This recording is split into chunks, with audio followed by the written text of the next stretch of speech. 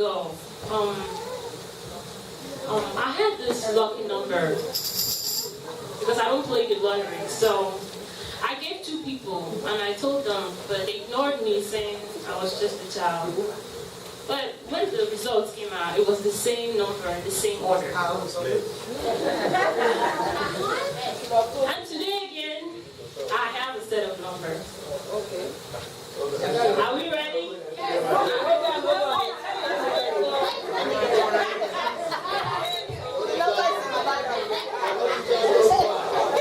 Are we ready? I'm going to put 2 here and 2 here. I'm not going to put in the choir because these are children. I'm not encouraging them to play the lottery. Are we ready? Since we're not ready, are we ready? Incomparable favor. We have all been in situations where it's just so terrible. It's so terrible we don't know how to get out of it. As humans, our goal is comfort.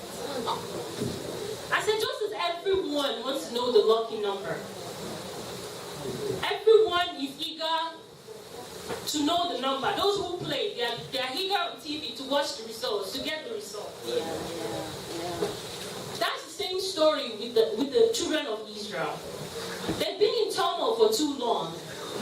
They don't know how, when they're going to get out of it. But they know that they want to get out of it. They are eager to get out of it. Let us quickly go to the book of Exodus chapter 1, from verse 7 to 10. But the children of Israel were fruitful and increased abundantly, multiplied and grew exceedingly mighty, and the land was filled with them. Now there arose a new king over Egypt, who did not know Joseph. And he said to the people, Look, the people of the children of Israel are more and mightier than we.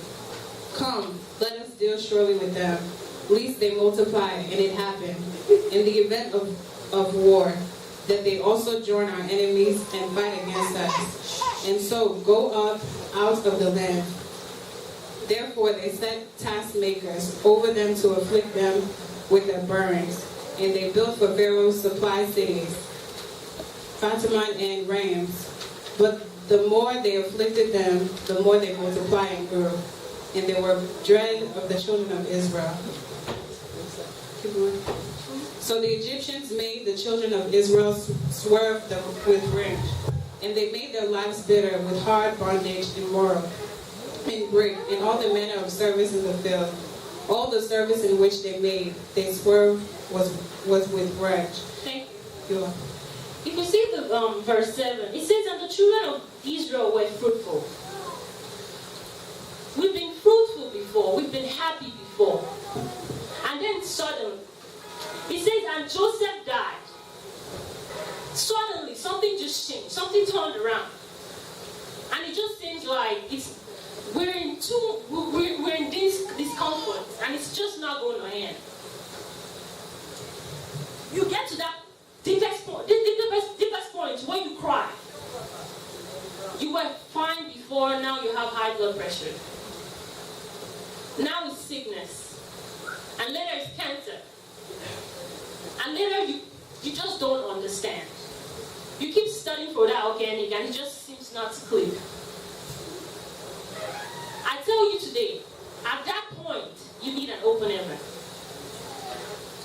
Let us go to the book of Exodus 2, from verse 2 to 3. The woman conceived and bare a son. And when she saw him, that he was a good child, she hid him 3 months. And when she could not longer hide him, she took for him an ark of bulrush, and half it with slime and with pitch, and put the child therein.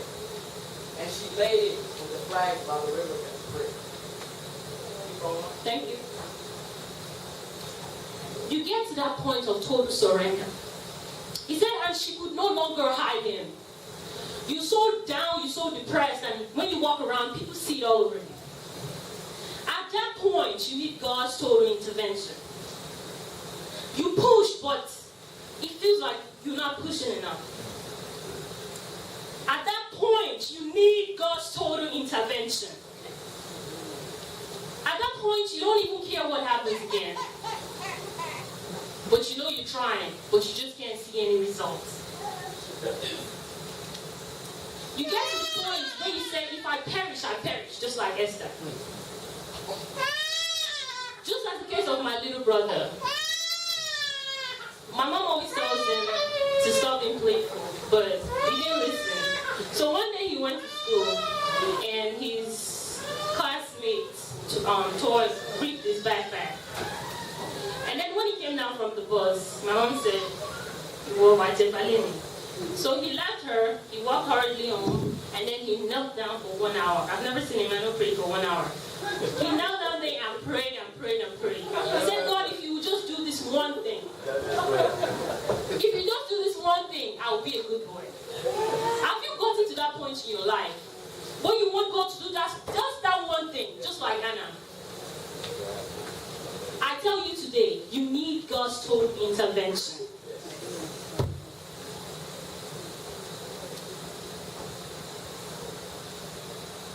And I pray that as many as are frustrated by their situations, as many situations that seem prayerless, as many situations that's causing you to cry in secret, as many situations that make it seem that God cannot hear you, I pray today that the heavens will open over your situation.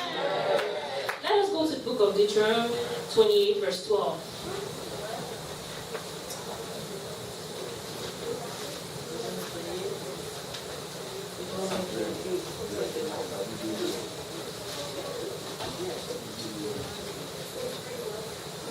The Lord will open to you his good treasure, the heavens to give you the rain to your land in its seasons, and to bless all the work of your hand.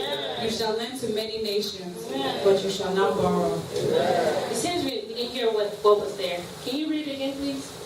The Lord will open to you his good treasure, the heavens, to give the rain to your land in its seasons, and to bless all the work of your hand.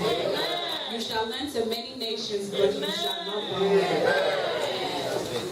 I pray that the blessings in this book will be manifested in our lives in Jesus' name. Let us